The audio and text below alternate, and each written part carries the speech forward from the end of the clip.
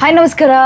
ಈ ವಿಡಿಯೋದಲ್ಲಿ ಕಂಪ್ಲೀಟಾಗಿ ಬಾಣಂತನ ಅಂತ ಆರಂಭ ಆಗುತ್ತಲ್ಲ ಮಗು ಆದಮೇಲೆ ಅಲ್ಲಿಂದ ಇಲ್ಲಿ ತನಕ ಏನೇನು ಪ್ರಾಬ್ಲಮ್ ಬಂತು, ಹಿಂಗೆ ಫೇಸ್ ಮಾಡಿದೆ, ನೀವು ಏನು ಮಾಡಬೇಕು ಮಗು ಆದವರು ಮಾತಾಡೋಣ. ಫಸ್ಟ್ ಆಫ್ ಆಲ್ ತುಂಬ ಟೆನ್ಷನ್ ಆಗೋದು ಯಾವಾಗ ಅಂದರೆ, ಮಗುಗೆ ಒಂದು 6ರಿಂದ 7 ತಿಂಗಳಾಗ್ತಿದ್ದಂಗೆ ಕೂದಲು ಒಂದೊಂದು ಹಿಡಿ ಹಿಂಗೆ ಇರ್ಕೊಂಬರುತ್ತೆ ಅಂತಾರೆ. ಗಾಡ್ ಗ್ರೇಸ್ ನನಗಾಗಲಿಲ್ಲ, ಸ್ವಲ್ಪ ಕೇರ್ ಮಾಡಿದೆ ಅದ್ರ ಬಗ್ಗೆ. ಆಲ್ರೆಡಿ ಒಂದು ವಿಡಿಯೋದಲ್ಲಿ ಹೇಳಿದ್ದೀನಿ. ಏನು ಅಂದರೆ, ನಾನು ಬಾಣಂತನ ಈಗ ನಮ್ಮಮ್ಮ ಏನು ಊಟ ಕೊಡ್ತಾರೆ, ಬಿಸಿ ಬಿಸಿ ಅನ್ನ, ಅದಕ್ಕೆ ತರಕಾರಿ ಇಲ್ಲ, ಏನೂ ಇಲ್ಲ, ನೀರು ಜಾಸ್ತಿ ಕೊಡಲ್ಲ, ಇಷ್ಟುದ್ದ ದೊಡ್ಡ ಲೋಟದಲ್ಲಿ ಕಾಫಿ ಕುಡಿಬೇಕು, ಅದನ್ನು ಯಾವುದೂ ನಾನು ಮಾಡಲಿಲ್ಲ. ಡಾಕ್ಟರ್ ಹೇಗೆ ಹೇಳಿದ್ರು ಅದನ್ನು ಮಾತ್ರ ಕೇಳಿದೆ. ಎಸ್, ನನಗೆ ಒಂದೇನಪ್ಪ ಅಂತ ಹೇಳಿದ್ರೆ C-ಸೆಕ್ಷನ್ ಆಗಿದ್ದು. ಕೂದಲು ಇದಕ್ಕೋಸ್ಕರ ನೆಲ್ಲಿಕಾಯಿ ಚೆನ್ನಾಗಿ ತಿಂದೆ. ಪ್ರೋಟೀನ್, ಈ ಪನ್ನೀರ್ನ ನಾನು ಮನೇಲೇ, ಈಗ ಊರಲ್ಲಿದ್ದರಿಂದ ಚೆನ್ನಾಗಿ ಹಾಲು ಸಿಕ್ತಿತ್ತು ಹಸುವಿಂದು, ಪ್ರೋಟೀನ್ ಮಾಡ್ಕೊಂಡು ತಿನ್ನುವೆ. ಹೆಸರು ಕಾಳು ಮೊಳಕೆ ಕಟ್ಕೊಂಡು ಅಥವಾ ಕಡಲೆಕಾಳೆಲ್ಲ ಮೊಳಕೆ ಕಟ್ಕೊಂಡು ತಿಂತಾಯಿದ್ದೆ. ಬ್ಯಾಲೆನ್ಸ್ ಡಯಟ್ ನಾನು ಆಗಿದ್ದೆಲ್ಲ ಶುರು ಮಾಡಿದೆ. ವಿಪರೀತ ಖಾರ ತಿಂತಾ ಇರಲಿಲ್ಲ ಅಷ್ಟೇ. ಏನು ಅಂದರೆ, ನಮಗೆ ಶೀತ ಆಗ್ದೆಲ್ಲ ಇರೋ ಥರ ನೋಡ್ಕೋಬೇಕು ಹಂಗನ್ಕೊಂಡು ಸ್ಕಾರ್ಫು ಬೆಡ್ಶೀಟ್ ಎಲ್ಲ ಇಷ್ಟಿಷ್ಟು ದೊಡ್ಡದು ಹೊತ್ಕೊಳ್ತಿರ್ಲಿಲ್ಲ ನಾನು. ಪಾಪ ಸ್ವೆಟ್ ಆಗಿರ್ತಿದ್ವಿ, ಅದೇ ಸ್ವೆಟ್ ಹಾಲು ಮಗು ಕುಡಿಬೇಕಿತ್ತು, ಅದಕ್ಕೆ ಎಷ್ಟು ಇರಿಟೇಟ್ ಆಗ್ತಿತ್ತೋ ಏನೋ ಗೊತ್ತಿಲ್ಲ. ಹಾಗಾಗಿ ನಾನು ನನ್ನನ್ನು ನಾನು ಜೋಪಾನ ಮಾಡ್ಕೊಂಡಿದ್ದೀನಿ ಶೀತ ಆಗ್ದೆಲ್ಲ ಇರೋ ರೀತಿ. ಆ್ಯಂಡ್ ಶೀತ ಏನಕ್ಕಾಗುತ್ತೆ ಅಂದರೆ, ನೀವು ನೀರು ಕುಡಿದ್ರಾಗುತ್ತೆ, ಇನ್ನೊಂದು ತಿಂದ್ರಾಗುತ್ತೆ, ಕಿತ್ಲೆ ಹಣ್ಣು ತಿಂದ್ರಾಗುತ್ತೆ, ಖಂಡಿತವಾಗ್ಲೂ ಇಲ್ಲ. ವೆದರಿಗೆ ಏನಾದರೂ ಚೇಂಜ್ ಆಯಿತು ಅಂದರೆ ಆಟೋಮೆಟಿಕಾಗಿ ಶೀತ ಆಗುತ್ತೆ. ನಮಗೆ ಶೀತ ಆದರೆ ನಾವು ಉಸಿರಾಡ್ತಾ ಇರ್ತೀವಿ, ಮಗುಗಾಗುತ್ತೆ. ಹಾಗಾಗಿ ಅದರಿಂದ ಸ್ವಲ್ಪ ಕೇರ್ ತೊಗೊಳ್ಬೇಕು. ಉಳಿದಿದ್ದು ಊಟದಲ್ಲಿ ಏನು ಅಂದರೆ, ಕೂದಲು ಪ್ರೆಗ್ನೆಂಟ್ ಟೈಮಲ್ಲಿ ನಿಮಗೆ ಡಾಕ್ಟರ್ಗಳು ಟ್ಯಾಬ್ಲೆಟ್ಸ್ ಅಂತ ಕೊಟ್ಟಿರ್ತಾರಲ್ವ, ವೈಟಮಿನ್ಸಿಂದು, ಐರನ್ನು, ಈ ಕ್ಯಾಲ್ಶಿಯಂ ಟ್ಯಾಬ್ಲೆಟ್ಸ್ ಎಲ್ಲ ಕೊಟ್ಟಿರ್ತಾರೆ. ನೀವು ಚೆನ್ನಾಗಿ ಊಟ ಮಾಡ್ತಿರ್ತೀರಿ, ಟ್ಯಾಬ್ಲೆಟ್ಸು ತೊಗೊಳ್ತಿರ್ತೀರಿ, ಕೂದಲೊಳ್ಳೆ ಚೆನ್ನಾಗಿ ಸ್ಟ್ರಾಂಗ್ ಆಗಿರುತ್ತೆ. ಮಗು ಆಗ್ತಿದ್ದಂಗೆ ಏನು ಮಾಡ್ತೀವಿ ನಾವು, ಟ್ಯಾಬ್ಲೆಟ್ ಕಂಪ್ಲೀಟಾಗಿ ಸ್ಟಾಪ್ ಮಾಡ್ತೀವಿ. ಕೆಲವೊಬ್ಬರು ಡಾಕ್ಟ್ರು ಈಗಲೂ ಸಜೆಸ್ಟ್ ಮಾಡ್ತಾರೆ, ಬಟ್ ತಿನ್ನೋರು ತಿಂತಾರೆ, ತಿಂದಲೇ ಇರೋರಿಲ್ಲ. ನಾನು ಮಾತ್ರ ತಿನ್ನಲಿಲ್ಲ. ನಾನು ಟ್ಯಾಬ್ಲೆಟ್ಸ್ನ ಮಗು ಆಗೋಕ್ಕಿಂತ ಮುಂಚೆ ಏನು ತಿಂದೆ ಅದು ಬಿಟ್ಟರೆ, ಪಾಪು ಆದಮೇಲೆ ನಾನು ಯಾವ ಟ್ಯಾಬ್ಲೆಟು ತೊಗೊಳ್ಳಿಲ್ಲ. ಬಿಕಾಸ್ ನಾನು ಡಯಟಲ್ಲಿ ಕರೆಕ್ಟಾಗಿ ಬ್ಯಾಲೆನ್ಸ್ ಮಾಡ್ಕೊಂಡು ಬಂದೆ. ನಾನು ಹೇಳಿದ್ನಲ್ಲ, 1 ಕಪ್ ಅನ್ನ ತಿಂತಾಯಿದ್ದೆ, ಉಪ್ಪಿಟ್ಟು ಏನಾದ್ರು ತಿಂತಾಯಿದ್ದೆ ಅಂದರೆ ಅದ್ರ ಜೊತೆಗೆ ಬೇಯಿಸಿದ್ದು 1-2 ಕ್ಯಾರೆಟೋ ಅಥವಾ 1 ಇಡೀ ಬೀನ್ಸೋ, ಜೊತೆಗೆ ಅದಕ್ಕೆ ಪನ್ನೀರು. ನಾನು ವೆಜಿಟೇರಿಯನ್ ಆಗಿರೋದ್ರಿಂದ ಪನ್ನೀರ್ ಅಂತ ಇದ್ದೀನಿ. ನೀವು ನಾನ್ ವೆಜ್ ಅಂದರೆ ನಿಮಗೆ ತುಂಬ ಸುಲಭವಾಗಿ ಎಗ್ ಸಿಗುತ್ತೆ, ಎಗ್ಸ್ ಇರುತ್ತೆ, ಚಿಕನ್ ಇರುತ್ತೆ, ನೀವು ಅದನ್ನು ಆರಾಮಾಗಿ ತಿನ್ಬೋದು.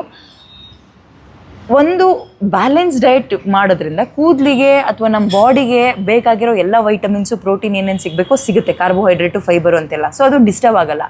ಯಾಕೆ ಕೂದಲು ಉದುರುತ್ತೆ ಅಂದರೆ, ನೀವು ಮುಂಚೆ ಟ್ಯಾಬ್ಲೆಟ್ ತಿಂತಾ ಇರ್ತೀರಾ, ಬಾಣಂತನದಲ್ಲಿ ತುಂಬ ತೀರಾ ಪಥ್ಯ ಅಂತ ಬೇಡವಾಗಿರೋ ಪಥ್ಯ ಮಾಡೋಕ್ಕೆ ಹೋಗ್ತೀರಾ, ವೈಟಮಿನ್ಸ್ ಅಂದರೆ ಎಲ್ಲಿ ಸಿಗುತ್ತೆ ಪಾಪ ಕೂದಲಿಗೆ. ಆಮೇಲೆ ಮಗು ಬೇರೆ ಹಾಲು ಕುಡಿತಾ ಇರುತ್ತೆ, ಡಿಸ್ಟರ್ಬ್ ಆಗುತ್ತೆ ಬಾಡಿ, ಹಾರ್ಮೋನಲ್ ಇಂಬ್ಯಾಲೆನ್ಸ್ ಆಗುತ್ತೆ. ಆ್ಯಂಡ್ ಕೂದಲಿಗೆ ಬೇಕಾಗಿರೋ ಪ್ರೋಟೀನ್ ಗೀಟಿನ್ ಏನು ಸಿಗಲ್ಲ, ಕೂದಲು ಹಿರ್ಕೊಂಡು ಬರೋಕ್ಕೆ ಶುರುವಾಗುತ್ತೆ. ಸೊ ಬ್ಯಾಲೆನ್ಸ್ ಡಯಟ್ನ ಮೇಂಟೈನ್ ಮಾಡಿ. ಇದರಿಂದ ಪಾಪುಗೆ ಏನಾದರೂ ಪ್ರಾಬ್ಲಮ್ ಆಗುತ್ತೆ? ಖಂಡಿತವಾಗ್ಲೂ ಇಲ್ಲ. ಇದನ್ನು ನೀವು ಒಂದ್ಸಲ ಡಾಕ್ಟರ್ನ ಕನ್ಸಲ್ಟ್ ಮಾಡಿ. ನನಗೆ ಡಾಕ್ಟರ್ ಏನು ಗೈಡೆನ್ಸ್ ಮಾಡಿದ್ರು ಅಂದರೆ, ಏನು ಹೇಳಿದ್ರು ಅದನ್ನು ಮಾತ್ರ ನಾನು ನಿಮಗೆ ಹೇಳ್ತಾ ಇದ್ದೀನಿ. ಆ್ಯಂಡ್ ನೆಲ್ಲಿಕಾಯಿ ಜ್ಯೂಸ್ನೆಲ್ಲ ನಾನೊಂದು 6-6.5 ತಿಂಗಳು ಆದಮೇಲಿಂದ ತೊಗೊಳ್ತಾ ಶುರು ಮಾಡಿದೆ. ಕರ್ಬೇವಿನ ಸೊಪ್ಪಿನ ಪುಡಿ, ಇದು ಎಲ್ಲ ತುಂಬ ಮ್ಯಾಜಿಕ್ ಮಾಡುತ್ತೆ ನಿಮ್ಮ ಕೂದಲಿಗೆ ಅಂತೆಲ್ಲ. ಅಟ್ಲೀಸ್ಟ್ ಸ್ವಲ್ಪ ಪೋಷಣೆ ಕೊಡ್ತಾ ಬರುತ್ತೆ ನಿಮಗೆ. ಕೂದಲು ಉದುರೋಗ್ತಾ ಇದೆ, ಮುಖ ಹಿಂಗಾಗ್ತಾ ಇದೆ ಅಂತೇನೂ ಇರಲ್ಲ. ಆಮೇಲೆ 2ನೇದು, ತುಂಬ ಜನಕ್ಕೆ ಪಾಪು ಆದಮೇಲೆ ಒಬ್ಬೊಬ್ರಿಗೆ ತುಂಬ ಗ್ಲೋ ಬಂದಿರುತ್ತೆ, ಇನ್ನು ಕೆಲವೊಬ್ಬರಿಗೆ ಪಿಂಪಲ್ಸ್ ಆಗಿರುತ್ತೆ, ಕತ್ತತ್ರ ಕಪ್ಪಾಗಿರುತ್ತೆ. ನಾನು ಹೇಳ್ತೀನಲ್ಲ, ನಾನು ಪಬ್ಲಿಕ್ ಟಿವಿಯಲ್ಲಿ ಕೆಲಸ ಮಾಡ್ತಾ ಇದ್ದಿದ್ದೆ ಅವಾಗ. 9 ಮಂತ್ಸಿಗೆ ಕಾಲಿಟ್ಟೆ, ಅದಾಗ 1 ವೀಕ್ ತನಕನೂ ನಾನು ಕೆಲಸ ಮಾಡಿದೆ. ನಾನು ಹೆಂಗಾಗ್ಬಿಟ್ಟಿದ್ದೆ ಅಂದರೆ, 1 to double kg. ನಾನು 55ರಿಂದ 58 kg ಒಳಗಿದ್ದಿದ್ದು. ನಾನು ಆಪ್ರೇಷನ್ ಥಿಯೇಟರ್ ಒಳಗೆ ಹೋಗ್ಬೇಕಾದ್ರೆ 83 kg ನಾನು. ಆಮೇಲೆ ಪೂರ್ತಿ ಚೇಂಜ್ ಆಗಿತ್ತು, ಮುಖ ಎಲ್ಲ ಇಷ್ಟು ದಪ್ಪ ಆಗಿತ್ತು, ಕತ್ತತ್ರ ಪೂರ್ತಿ ಕಪ್ಪುಗಾಗ್ಬಿಟ್ಟಿತ್ತು. ಕೆಲವೊಬ್ರಿಗೆ ಪಿಂಪಲ್ಸ್ ಆಗುತ್ತೆ, ಕೆಲವೊಬ್ರಿಗೆ ತುಂಬ ಚೆನ್ನಾಗಿ ಗ್ಲೋ ಬಂದಿರುತ್ತೆ. ನನಗೇನು ಅಂದರೆ ಕತ್ತತ್ರ ಪೂರ್ತಿ ಕಪ್ಪಾಗ್ಬಿಟ್ಟಿತ್ತು. ಅದೆಲ್ಲ ಪಿಂಪಲ್ಸ್ ಹೋಗಲ್ವಾ ಅಂದರೆ ಖಂಡಿತ ಹೋಗುತ್ತೆ. ಇದಕ್ಕೆ ತಲೆ ಕೆಡಿಸ್ಕೊಂಡು ಡಾಕ್ಟರ್ ಹತ್ರ ಹೋಗಬೇಡಿ. ಅವರೇನು ನಿಮಗೆ ಗಿಬ್ಲೆಟ್ಸ್ ಎಲ್ಲ ಕೊಡಲ್ಲ ಪಿಂಪಲ್ ಎಲ್ಲ ಹೋಗಲಿಕ್ಕೆ, ಕತ್ತತ್ರ ಹೋಗಲಿಕ್ಕೆ. ಸುಮ್ಮನೆ ನಿಮ್ಮ ಸಮಾಧಾನಕ್ಕೆ ಒಂದು ಕ್ರೀಮ್ ಅಂತ ಕೊಟ್ಟು ಕಳಿಸ್ತಾರೆ. ಆಟೋಮೆಟಿಕ್ಕಾಗಿ ಅದು ದಿನ ಹೋಗ್ತಾ ಹಾರ್ಮೋನಲ್ ಎಲ್ಲವೂ ಕೂಡ ಸ್ವಲ್ಪ ಬ್ಯಾಲೆನ್ಸ್ ಆಗ್ತಾ ಇದೆ ಅಂದಾಗ ನಿಮಗೆ ಸರಿಯಾಗುತ್ತೆ. ಅದು ಪಿಂಪಲ್ಸ್ ಆದರೂ ಅಷ್ಟೇ, ಕತ್ತತ್ರ ಸುತ್ತ ಕಪ್ಪಾಗಿದ್ರು ಅಷ್ಟೇ, ಎಲ್ಲವೂ ಸರಿಯಾಗುತ್ತೆ. ಸೊ ತಲೆ ಕೆಡಿಸ್ಕೊಳಕ್ಕೆ ಹೋಗ್ಬಿಟ್ಟು ಟೈಮ್ ಕೊಡಿ ಅದಕ್ಕೆ. ನೀವೇನು ತಲೆ ಕೆಡಿಸ್ಕೋಬೇಕು ಅಂದರೆ, ಮಗುವಿಗೆ ಹಾಲು ಚೆನ್ನಾಗಿ ಕುಡಿಸ್ತಾ ಇದ್ದೀನಾ, ನಾನು ನೆಮ್ಮದಿಯಾಗಿದ್ದೀನಾ, ಆರೋಗ್ಯವಾಗಿದ್ದೀನಾ, ನನ್ನ ಪಾಪು ಚೆನ್ನಾಗಿದೆಯಾ, ಯಾರು ಅಲ್ಲಂಡೆ ಬಂದು ಮಾತಾಡಲಿ, ಅದು ಹಾಗಿದೆ, ಮೂಗು ಎತ್ತಬೇಕಿತ್ತು ಮಗುದು, ತಲೆಗೆ ಹಾಕಿ ಎಣ್ಣೆ ಕುಟ್ಟಿ, ಅವನ್ನೆಲ್ಲ ದೂರ ಇಡಿ. ಅವ್ರನ್ನೆಲ್ಲ ದೂರ ಇಟ್ಟು ನಿಮ್ಮ ಪಾಪನ ಹೆಂಗೆ ನೋಡ್ಕೋಬೇಕು ನಿಮಗೆ, ನೀವೊಬ್ಬ ತಾಯಿ ಗೊತ್ತಾಗುತ್ತೆ ರೀ ನಿಮಗೆ. ನಿಮ್ಮಮ್ಮ ಏನು ಹೇಳ್ತಾರೆ ಅದನ್ನು ಕೇಳಿ, ನಿಮಗೇನು ಅನಿಸುತ್ತೆ ಅದನ್ನು ನಿಮ್ಮ ಮಗು ಬಗ್ಗೆ ಕೇರ್ ತಗೊಳ್ಳಿ ಅಷ್ಟೇ. ಹೊರಗಿನವ್ರನ್ನ ಮೇಲ್ನೋಟಕ್ಕೆ ಚೆನ್ನಾಗಿ ಮಾತಾಡಿಸಿ ಚೆನ್ನಾಗಿ ಒಳ್ಳೊಳ್ಳೆ ಟಿಪ್ಸ್ ಹೇಳಿದ್ರಂದ್ರೆ ಮಾತ್ರ ಕೇಳಿಸ್ಕೊಳ್ಳಿ. ಇರಿಟೇಟ್ ಆಗ್ತಾ ಇತ್ತು ಅಂದರೆ ಈ ಕಡೆ ಕೇಳಿ ಈ ಕಡೆ ಬಿಡಿ. ತೀರಾ ಸ್ವಲ್ಪ ರೂಡಾಗೆ ಬಿಹೇವ್ ಮಾಡ್ತೀರಿ ಅಂದರೆ ಬಾಗಿಲೇ ತೆಗಿಯಕ್ಕೆ ಹೋಗ್ಬಿಡಿ ಅಂಥವ್ರಿಗೆ. ಅಷ್ಟೇ, ನೀವು ಉಂಟು ನಿಮ್ಮ ಮಗು ಉಂಟು, ಆರಾಮಾಗಿರಿ. ಟೆನ್ಷನ್ ತಗೊಳಕ್ಕೆ ಹೋಗ್ಬಿಡಿ. ಟೆನ್ಷನಿಂದಲೂ ಕೂದಲು ಉದುರುತ್ತೆ. ಆ್ಯಂಡ್ ನಾನು ಹೇಳಿದ್ನಲ್ಲ ಗಿಂಪಲ್ ಇವೆಲ್ಲವೂ ಒಂದು 7 ರಿಂದ 8 ತಿಂಗಳು ನಿಮಗೆ ಮಗು ಆದಮೇಲೆ ಟೈಮ್ ಆಗ್ತಾಯಿದೆ ಅಂದಾಗ ಆಟೋಮೆಟಿಕ್ಕಾಗಿ ಹೋಗುತ್ತೆ. ಓಕೆ, ತೂಕ ಹೆಂಗೆ ಕಡಿಮೆ ಮಾಡ್ಕೊಳ್ಳೋದು? ನಿಮಗೆ ನೆನಪಿರಲಿ, ನಾನಂತೂ 1 to 2 ತೂಕ ಜಾಸ್ತಿ ಆಗಿದೆ. 6 ತಿಂಗಳ ತನಕ ನಾನು ಜಿಮ್ ಅಂತ ಏನೂ ಹೋಗಲಿಲ್ಲ. ಬದಲಿಗೆ ಸೆಕ್ಷನ್ ಆಗಿದ್ದರಿಂದ ಸ್ಟಾರ್ಟಿಂಗ್ ಒಂದು 10 ರಿಂದ 12 ದಿನ ಫುಲ್ ಬೆಡ್ ರೆಸ್ಟ್ ಮಾಡಿದೆ ನಾನು. ಅದಾದಮೇಲೆ ನಿಧಾನಕ್ಕೆ ವಾಕಿಂಗ್ ಶುರು ಮಾಡಿದೆ. ಮನೆ ಒಳಗೆ ವಾಕಿಂಗ್ ಮಾಡ್ತಾಯಿದ್ದೆ. ಬಿಕಾಸ್ ನಮ್ಮದು ಚಿಕ್ಕಮಗಳೂರು ಆಗಿರೋದ್ರಿಂದ ಆ್ಯಂಡ್ ಆ ಟೈಮ್ನಲ್ಲಿ ಮಳೆ ಚಳಿ ಎಲ್ಲ ಜಾಸ್ತಿ ಇರೋದ್ರಿಂದ ತೋಟದಲ್ಲಿ ನಮ್ಮ ಮನೆ ಗಾಳಿ ವಿಪರೀತ ಆಯಿತು. ನಾನು ವಾಕಿಂಗ್ ಹೋದರೆ ಶೀತ ಗೀತ ಆಗಿಬಿಟ್ರೆ ಅಂತ ಸ್ವಲ್ಪ ಭಯಪಟ್ಟಿದ್ದೆ. ನಾನು ಮನೆ ಒಳಗೆ ವಾಕ್ ಮಾಡ್ತಾಯಿದ್ದೆ. ತುಂಬ ಹೊತ್ತು ಮಲ್ಕೊಂಡೇ ಇರೋದು, ತುಂಬ ಹೊತ್ತು ಕುತ್ಕೊಂಡೇ ಇರೋದು ಮಾಡಬೇಡಿ. ವಾಕ್ ಮಾಡ್ತಾಯಿರಿ, ಬಾಡಿ ಮೂಮೆಂಟ್ಸ್ ಇರಲಿ. ಆ್ಯಂಡ್ ಊಟ ಚೆನ್ನಾಗಿ ಮಾಡಿ. ಊಟದಲ್ಲಿ ಡಯಟ್ ಅಂತ ನೀವು ಸ್ಟಾರ್ಟಿಂಗೇ ಮಾಡೋಕ್ಕೆ ಹೋಗ್ಬೇಡಿ. ಯಾವಾಗ ಪಾಪುಗೆ 2 ತಿಂಗಳಿರುತ್ತೆ 3 ತಿಂಗಳಿರುತ್ತೆ ಕಡಿಮೆ ತಿಂದು ಪಾಪುಗೆ ಹಾಲು ಸಾಕಾಗಲ್ಲ, ಅಲ್ಲಿ ಪ್ರಾಬ್ಲಮ್ ಆಗುತ್ತೆ. ಸೊ ವಾಕಿಂಗ್ ಮಾಡ್ತಾಯಿರಿ, ಮನೆ ಒಳಗೆ ಎದ್ದು ಸಾಧ್ಯ ಆದರೆ ಟೆರೆಸ್ ಮೇಲೆ ಓಡಾಡಿ, ಸ್ವಲ್ಪ ರೋಡಲ್ಲಿ ಓಡಾಡೋದು ಮಾಡ್ತಾಯಿರಿ. 6 ತಿಂಗಳಾದಮೇಲೆ ನಾನೇನು ಮಾಡಿದೆ, ನಿಧಾನಕ್ಕೆ ಜಿಮ್ಮಿಗೆ ವಾಪಸ್ ರೀಜಾಯ್ನ್ ಆಗ್ತಿದ್ದಂಗೆ ನಾನು ಜಂಪಿಂಗ್ ಜಾಕ್ಸ್ ಮಾಡೋದು, ಹೊಟ್ಟೆ ಬೊಜ್ಕರಕ್ಸ್ಗೆ ಮೌಂಟೇನ್ ಕ್ಲೈಂಬರ್ ಮಾಡೋದು, ವೆಯ್ಟ್ಸ್ ಎತ್ತೋದು ಇಲ್ಲ, ಇದು ಯಾವುದೂ ಮಾಡಲಿಲ್ಲ. ನಾನು ನಿಧಾನಕ್ಕೆ ನನ್ನ ಕೈಲಿ ಏನಾಗುತ್ತೆ ಅಷ್ಟು ಮಾತ್ರ ಬಾಡಿ ಸ್ಟ್ರೆಚ್ ಮಾಡೋದು, ಸ್ವಲ್ಪ ಹೊಟ್ಟೆ ಬೊಜ್ಜು ಹೋಗಲಿಕ್ಕೆ ಆ ಟೈಮಲ್ಲಿ ಕೆಲವೊಂದು, ಮತ್ತು ಹೀಲ್ ಆಗಬೇಕು.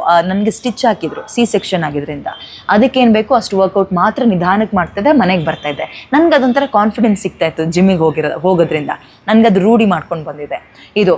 ಆ್ಯಂಡ್ ಬ್ಯಾಲೆನ್ಸ್ ಡಯಟ್, ನಾನು ಹೇಳಿದ್ನಲ್ಲ, ನಿಮ್ಮ ತಟ್ಟೆಯಲ್ಲಿ ಅನ್ನ ತಿನ್ನಿರಿ, ಮುದ್ದೆ ತಿನ್ನಿರಿ, ಚಪಾತಿ ತಿನ್ನಿರಿ, ಓಟ್ಸ್ ತಿನ್ನಿ, ಏನು ಬೇಕಾದರೂ ತಿನ್ನಿ. ಇದೆಲ್ಲ ಕಾರ್ಬೋಹೈಡ್ರೇಟ್, ನಮಗೆ ಶಕ್ತಿ ಕೊಡಲಿಕ್ಕೆ, ಸ್ಟ್ಯಾಮಿನಾ ಸಿಗೋಕ್ಕೆ, ಹೊಟ್ಟೆ ತುಂಬಕ್ಕೆ. ಅದ್ರ ಜೊತೆಗೆ ಸೇಮ್ ಪ್ರೋಟೀನಿಗೆ ಏನಾದರೂ ಹಾಕ್ಕೊಳ್ಳಿ. ನಾನು ಹೇಳಿದ್ನಲ್ಲ, ಚಿಕನ್ನು, ಎಗ್ಗು, ಪನ್ನೀರು, ಸೋಯಾ, ಹೆಸರು ಕಾಳು, ಇಂಥದ್ದನ್ನು ಜೊತೆಗೆ ತರಕಾರಿ.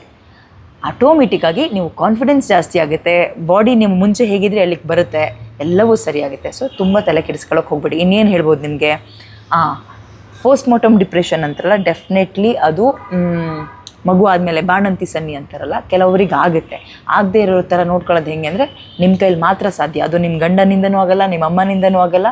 ನೀವು ಬೇರೆಯವ್ರು ಮಾತಾಡೋದನ್ನು ಹೇಗೆ ರಿಸೀವ್ ಮಾಡ್ಕೊಳ್ತೀರಿ ಅದ್ರ ಮೇಲೆ ಮಾತ್ರ ಡಿಪೆಂಡ್ ಆಗಿರುತ್ತೆ. ಎಷ್ಟು ಕೇಳಬೇಕು ಅಷ್ಟನ್ನು ಕೇಳಿ, ಇಲ್ಲಾಂದರೆ ಇಗ್ನೋರ್ ಮಾಡಿ. ಆಮೇಲೆ ಬರ್ತಿದ್ದವರೆಲ್ಲ ಪಾಪು ಫಸ್ಟ್ ಟೈಮ್ ನೋಡೋಕೆ ಬಂದಾಗೆಲ್ಲ ದುಡ್ಡು ಕೊಡೋದು, ಏನೇನೋ ವಸ್ತುಗಳನ್ನು ತಂದು ಕೊಡೋದು ಮಾಡ್ತಾರೆ. ನನ್ನ ಮಗನಿಗೂ ಹಂಗೆ ಮಾಡಿದರು. ಅದು ಹೆಂಗಾಗುತ್ತೆ ಅಂದರೆ, ಅವರಿಗೆ ಕಾಯಿಲೆ ಇರುತ್ತೆ.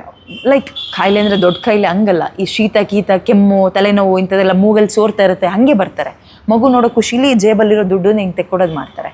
ಆ ಇನ್ಫೆಕ್ಷನ್ಸ್ ಮಗುಗಾಗುತ್ತೆ. ಮಗು ಕೈ ಹಿಂಗೆ ಬಿಡಿಸಿ ಹಿಂಗೆಲ್ಲ ಕೊಟ್ಟಾಗ ಆವಾಗ ಮಗುಗೆ ಶೀತ ಆಗ್ತಿದ್ದಂಗೆ ಏನು ಮಾಡ್ತಾರೆ, ಹಾಗೆ ನಮ್ಮನ್ನು ಬ್ಲೇಮ್ ಮಾಡ್ತಾರೆ. ಇವಳೇನೋ ತಿಂದಿದ್ದಾಳೇನೋ, ಇವಳೆಲ್ಲೋ ಹೊರಗೆ ಹೋಗಿದ್ಲೇನೋ, ಸ್ಕಾರ್ಫ್ ಕಟ್ಕೊಂಡ್ರೆ ಕಟ್ಕೊಂಡಿಲ್ಲ, ಅದೆಲ್ಲ ಕಾಮನ್ನು ಹೇಳ್ತಾರೆ. ಕೇಳಿಸ್ಕೊಂಡಿರ್ತೀವಿ ನಾವೆಲ್ಲ ಕೆಲವರು. ನಾನಂತೂ ಕೇಳಿ ಆಮೇಲೆ ವಾಪಸ್ ಅಂದೇ ಬಿಡ್ತಾಯಿದ್ದೆ. ನನ್ನ ಕೈಲಿ ಅಷ್ಟೆಲ್ಲ ತಡ್ಕೊಳಕ್ಕೆ ಆಗ್ತಿರಲಿಲ್ಲ. ಬಿಕಾಸ್ ನಾನು ಟೆನ್ಷನ್ ಆದರೆ ನನ್ನ ಮಗುಗೆ ಹಾಲು ಬರ್ತಾ ಇರಲಿಲ್ಲ. ಹಾಲು ಬರೋಕ್ಕೆ ಇನ್ನೊಂದು ಏನಪ್ಪ ಅಂದರೆ, ಕಾಮ್ ಆಗಿರಿ, ನಾರ್ಮಲ್ ಆಗಿರಿ, ಏನೂ ಆಗಲ್ಲ. ಅಲ್ಟಿಮೇಟಾಗಿ ನೀವು ನಿಮ್ಮ ಮಗು ಮಾತ್ರ ಇಂಪಾರ್ಟೆಂಟ್. ಸೊ ಇದಿಷ್ಟು ಟಿಪ್ಸ್ ಕೊಡ್ಬೋದು ನನಗೆ ಗೊತ್ತಿರೋ ಹಾಗೆ, ನನ್ನ ಎಕ್ಸ್ಪೀರಿಯೆನ್ಸ್ ಪ್ರಕಾರ ಹೇಳಿದೆ. ಸಣ್ಣಗಾಗಬೇಕು, ಹೊಟ್ಟೆ ಬೊಜ್ಜು ಹೋಗಬೇಕು, 6 ಪ್ಯಾಕ್ ಬರಬೇಕು, ಅವೆಲ್ಲ ತಲೆ ಕೆಡಿಸ್ಕೊಬೇಡಿ. ನಿಧಾನಕ್ಕೆ ಎಲ್ಲವೂ ಆಗುತ್ತೆ. ಬಟ್ ನೀವು ಆ್ಯಕ್ಟಿವ್ ಆಗಿರಬೇಕಷ್ಟೇ. ನೀವು ಆ್ಯಕ್ಟಿವ್ ಆಗಿರಬೇಕು, ಖುಷಿಯಾಗಿರಬೇಕು, ಪಾಪುನೂ ಖುಷಿಯಾಗಿರಬೇಕು. ಸೊ ಇದಿಷ್ಟು. ಮತ್ತೇನಾದರೂ ಕೇಳಬೇಕು ನಿಮಗೆ ಅಂತ ಅನಿಸಿದ್ರೆ, ನನಗೆ ಗೊತ್ತಿರೋಂಗೆ ನಾನು ಹೇಳ್ತೀನಿ, ಕಾಮೆಂಟ್ ಹಾಕಿ. ಆ್ಯಂಡ್ ಎಸ್, ಸಾರಿ ತುಂಬ ಗ್ಯಾಪ್ ಕೊಟ್ಟಿದ್ದೆ ನಾನು. ಇನ್ನು ಮುಂದಕ್ಕೆ ರೆಗ್ಯುಲರ್ ಫಿಟ್ನೆಸ್ ಆ್ಯಂಡ್ ಪಾಪು ಆದಮೇಲೆ ಇಂಥ ಟಾಕ್ಸ್ನ ಮಾತಾಡ್ತಾ ಇರೋಣ. ಏನಂತೀರಾ? ನಮಸ್ಕಾರ. ಏನಾದರೂ ಇದ್ದರೆ ಕಾಮೆಂಟ್ ಹಾಕಿ. ಬಾಯ್. ಆ್ಯಂಡ್ ಚಾನಲ್ಗೆ ಸಬ್ಸ್ಕ್ರೈಬ್ ಆಗಿಲ್ಲ ಅಂದರೆ ವಿದ್ಯಾ ಮಲ್ನಾಡ್ ವ್ಲಾಗ್ಸ್ ಸಬ್ಸ್ಕ್ರೈಬ್ ಆಗಿ.